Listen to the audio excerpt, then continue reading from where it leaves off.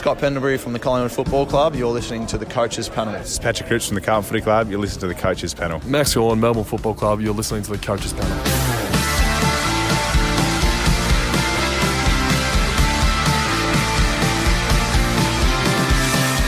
Hey, it's MJ from the Coaches Panel. Number 40 in the 50 most relevant. Yeah, we are getting real tight now. Out of the first dozen, almost, and into the 30s. That's where we are heading. But before we get there, we've got to talk about a brand new Adelaide Crows recruit, James Peatling. He's shown some scoring capacity at the Giants. Can he deliver at the Crows? We are going to talk about that on today's episode of the 50 most relevant.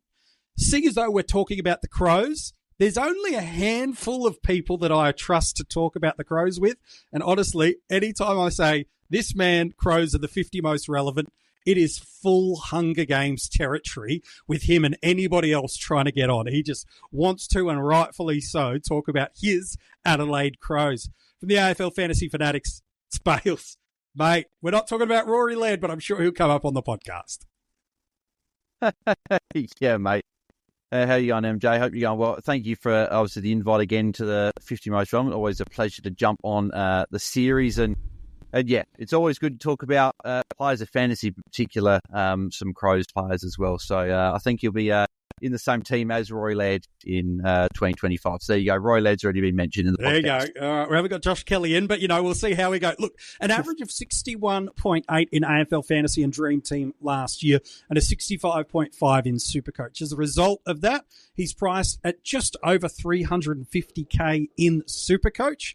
A little bit higher priced in Dream Team and Fantasy. Again, that's due to just their pricing, the extra cash that is available to us, but still affordable. That is for sure. $634,000 in AFL Fantasy and about $10K less in Dream Team.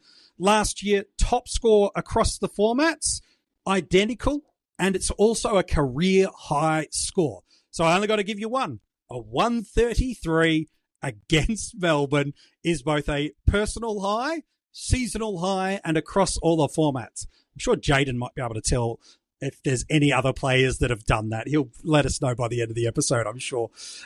James is such a fascinating player to look at, isn't he, Bales? We loved him at times in 2024. There were moments where he showed as a mid-forward that this guy could really score nicely, and there were other moments where he just got subbed, and eventually you just couldn't trust him and what the Giants were going to do. But he's got some pace and some speed about him. His closing speed, especially when it comes to applying pressure and tackles, is actually pretty ferocious. And then when he gets the ball in hand, he's not too bad. Basically a career disposal efficiency of 70 across his now handful of seasons at the AFL. A quarter, even up to a third of the AFL wanted this guy on their list during the trade period. The Crows win out, and you would think if he can get any of the midfield scope that he saw at the Giants in a full season at the Crows, this could get real interesting for our fantasy teams, couldn't it? Yeah, I'm really keen to see how James Peatling goes, not only as a fantasy fan, obviously as a Crows fan as well, because I think he adds something different to that Crows midfield. Obviously, we've heard in the media for the past couple of years that Crows midfield is very one-dimensional. It slides vanilla.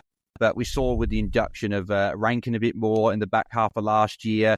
We saw Saligo going through there. A few of these guys got a bit more pace and a bit more spark there. But I think Peatling adds that. He's got that he's got that pace where he can burst out of stoppage, as you mentioned. But he's also got that inside toughness.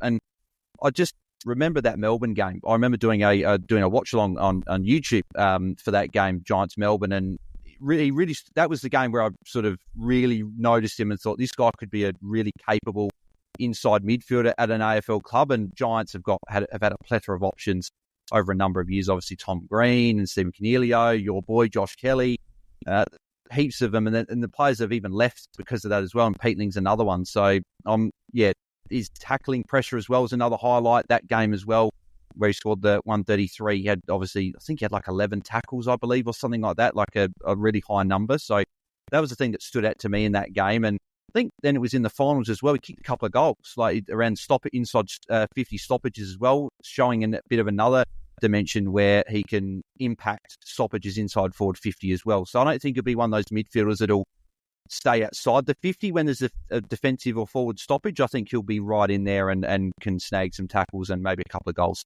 I think so. Just the 2 tons in AFL Fantasy and Dream Team last year in the home and away season, but 6 other scores of 80 plus. Very similar, but a little bit higher frequency of tons to 80 plus scores. Still a total of 8, but the split is a little bit better. Instead of 2 to 6, 2 tons, 6 80 pluses in AFL Fantasy, it's a 4 and 4 split in SuperCoach. There's a couple of games I really loved when you look back. One, it was probably his most prolific all-round game, and then other was still quite solid in round 8. 24 touches, goes at a disposal efficiency rate of 58, so not great, and yet still 8 tackles, 4 marks, goes 115 in fantasy, 116 in SuperCoach. And then that game that there was the career high fantasy score that we talked about at the top. That was a round 20 matchup. He gets 28 touches, 71% efficiency, 11 tackles. So this guy is going to get a good scoring baseline through that and 5 marks. And I think the beauty of him, Bales, is of those games he played last year, 7 of them he started with the green vest. But you've done some work around the fact that when this guy doesn't just get full games, he's basically a mid-80s average in fantasy and a low 90s average in SuperCoach.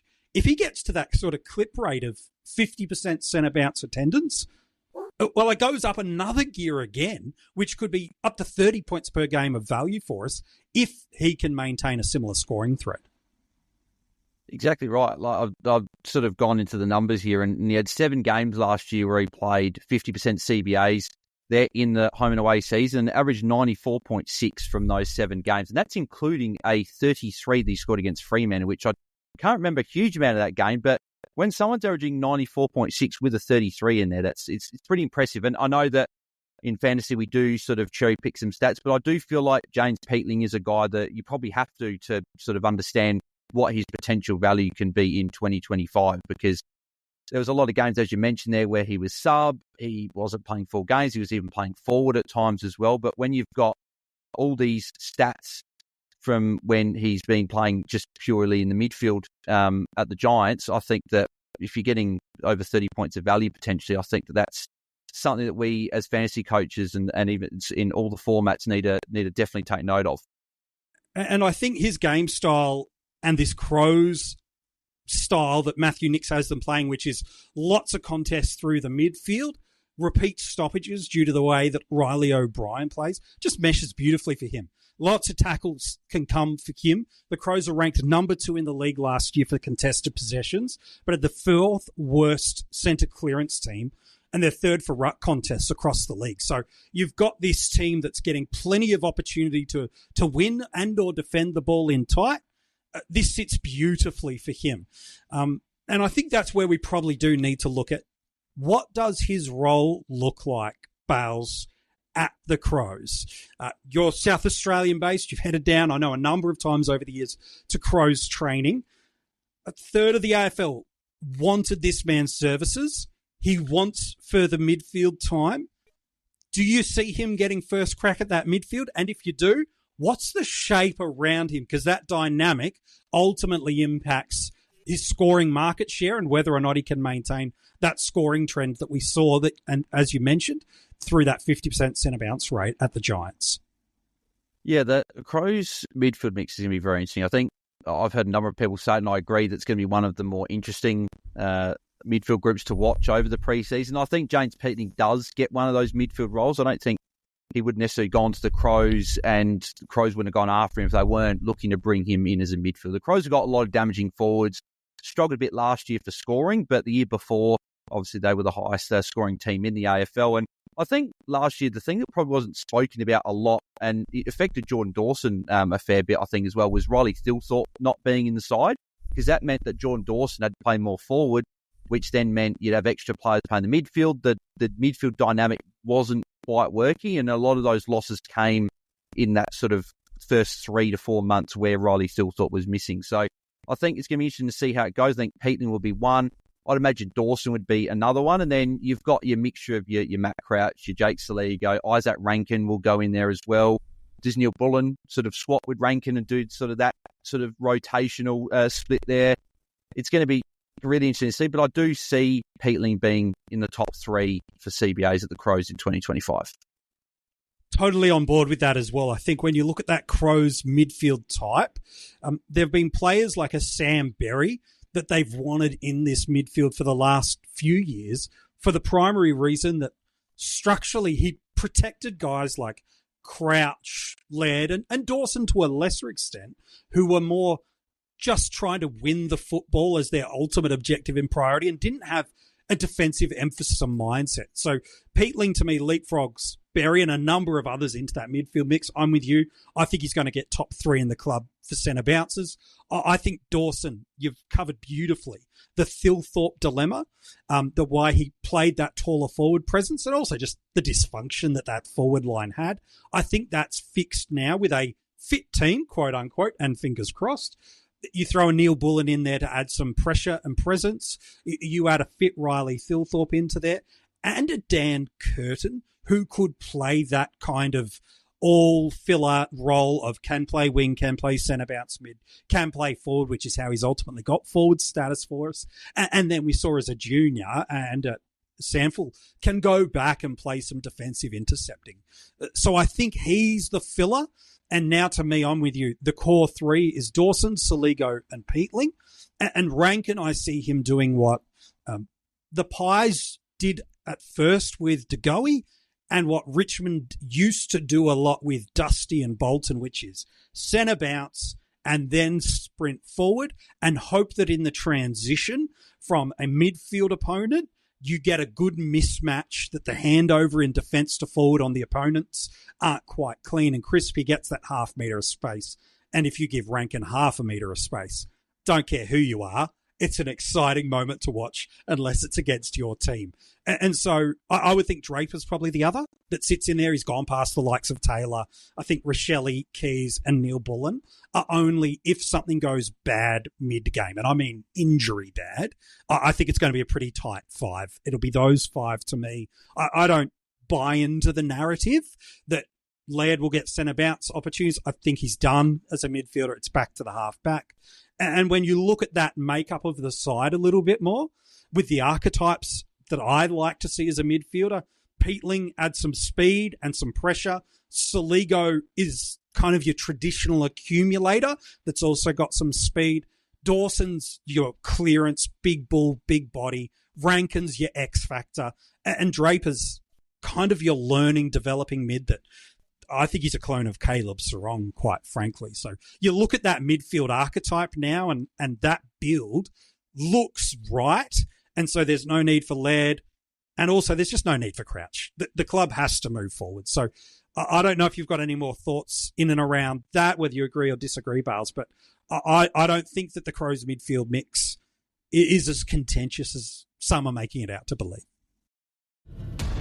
This episode is brought to you by Unstoppable. Discover the inspiring true story about Anthony Robles, who defied every expectation to become a national wrestling champion in Unstoppable, a new original movie from Amazon MGM Studios and director William Goldenberg, evoking the excitement and camaraderie of classic sports dramas and thrilling wrestling matches. Unstoppable features an all-star ensemble cast, including Jarrell Jerome, Jennifer Lopez, Don Cheadle, Michael Pena, and Bobby Cannavale. Unstoppable is streaming exclusively on Prime Video January 16th. Yeah, when you put it like that, it makes a lot of sense. And from obviously what you said as well, there's a lot more strings to the bow in terms of the Crows midfield. It's not all the same. And I agree. I think Laird will be at halfback as well. I was crying out for that even last year as well. Laird was playing a lot of midfield when the Crows were going through their complete rebuild. They didn't have enough midfielders. He came in and did a really, really good job. But I think he now returns back into halfback. And Crouch, I think, will still be in the sort of around the team. And I think he'll be starting on the bench a lot of games and will probably relieve. Maybe it might be a Peatling when they do a bench swap or a Dawson or someone like that. But I do agree. I think it'll be Peatling as leapfrog those guys and will be one of those main guys in the midfield next year. So if Peatling has this midfield role and he can take some of that market share that we saw, it didn't have to be massive at the Giants. and there is a room and space for him to take it at the Crows with such a strong baseline through tackles, but he's not just a tackles guy. Well, now we start to think, well, he's priced in the 60s. You mentioned there that those games where he has that 50 centre bounce average or more at the Giants, he's 92, 93, 94 in fantasy. It's up at 98 in SuperCoach in those games. So now we've got 30 points per game upside. We've got the role, and then the fixture needs to be favourable to be able to maximise it. They got the Saints round 1, Bombers, North, Suns, Cats, Giants, Dockers, Blues. 5 of those, if you're using last year's trend of inside mids, are really on the more favourable side than not. And so there's enough to like that if you want to buy in this range, and that's probably the next thing to talk about, depending on the format you play, it is a challenging range to go and get someone because you're basically dropping all the way down if it doesn't really work for you. That 350 marker in SuperCoach, the 650 odd in fantasy, it is a hard spot that if it doesn't get right, well, there's always parachute options, Bales. You do need a lot to go right. And on paper, it's there for Peatling. But if you get stuck in this awkward spot, geez, it's a frustrating part to start your season, isn't it? Yeah, agreed. I think in terms of the SuperCoach side of it, I think he's a very hard player to be leaving out of your initial sides and in pre-season. But I think at that mid 300K, I think he's the perfect sort of, it depends on how cheap or how expensive you go in the mid, that perfect M4, 5, 6. Where depending on how you structure up, I think he just fits in there really nicely. Fantasy and Dream Team, it's a conversation. I still really like him as that, again, M probably, 4, 5, 6, depending again how sort of deep you go in the midfield. I just think with that upside of that 90 plus average, that 30 potential points, and I know that shout out to a friend of ours, obviously Ron Potter as well, another Crows fan, but obviously he does a lot of stuff around market share. And at the Giants, with sort of being in and out of the midfield, not obviously his market share is not going to be there because he's going to go into the midfield. He was never going to be the number 1, number 2, number 3 banana in there. But I think at the Crows, though, he's going to have that solidified role from day one. Obviously, the players in the club know that there are other clubs chasing Peatling as well. So he's going to go in there and he's going to command more of that market share, which could even be better. That average climb up 95, 96, 97, could even hit 3 figures in a realistic world. Whether he gets that 3 figures is another conversation when you've got likes of Dawson and Rankin and Saliga and guys like that in midfield. But I think there's scope that he can go as high as that. And it's particularly in fantasy, you're looking for those players that are priced around the 60, 70. If you want them to be going at that around that 90 average to be really worth that pick. And I think that we've got a 7-game sample size last year in a Giants team where he's sort of in now that midfield where he has averaged over 90. So I do like the pick, and he's definitely training with my team in the preseason. So I'm really keen to see how he goes in the preseason and all the match sim games before we get into round 1. The beautiful thing about Peatling is at this price point, it's hard to get something that's proven to give you 30 points of upside. While it's only 8 to 10 games of data, it's enough to give you confidence. The pathway and narrative for why he chose the Crows and how he sits into this Crows midfield mix that now I believe actually looks much more balanced because of a few arrivals, and he is one of those central pieces. Should it go well with that favourable fixture to start, you're laughing. You are banking not just only points, but cash generation. And quickly, with the Crows having one of the ladder buys, you can jump off him there if all goes well. If not, the beautiful thing is while he is priced in an awkward spot to jump sideways, I think most people would have some form of DPP in the defensive line or in their forward line. So it's not just like you're locked in now to that, let alone in Dream Team and SuperCoach where you've got the flex. You've got avenues and options to get to that guy that is breaking out in this mid-range if you need the parachute off, if you need to drop down to that cash cow that you've missed for whatever reason. He can become that guy that all of a sudden you use as a fix-up of your team structure. If that defender kind of mid-range guy isn't working out. It's like, oh, no, it's not going to work for me. I'm just picking a name. I'm not jinxing him. Kitty Coleman, it didn't work out. That's it. Well, Peatling down to the mid-rook you missed.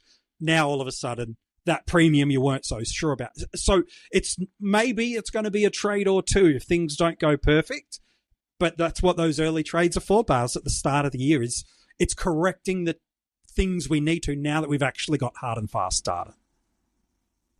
Yeah, and we saw that last year with Ollie Wines. A lot of people started with him with the good early fixture, and a few people, and I was one of those that jumped off straight away, and a few people jumped off first couple of rounds because of that. And it adds that flexibility into your side where you're not pigeonholed into a structure. If you've got a couple of these mid-price, particularly in the midfield as well, when there's so many of these rookies that we're going to be looking at picking. I've got a couple of the expensive 300k rookies on my bench at the moment, let alone I haven't even picked a couple just because you can't fit them all in. But that's probably not a bad thing, because if Peatling were not to work, you can go him down to a rookie, or if in another position, if another mid-price doesn't go, you can go them down, you can go Peatling up, because it won't be too far to get to those. But the other two things I just want to say about Peatling as well was that he doesn't have opening round, which is another good thing when you look at the likes of a Stephen Cornelio and Will Day around that sort of 6, 7, well, they're both in the 700Ks, not too far away, but they both got that opening round and they'll have an early buy.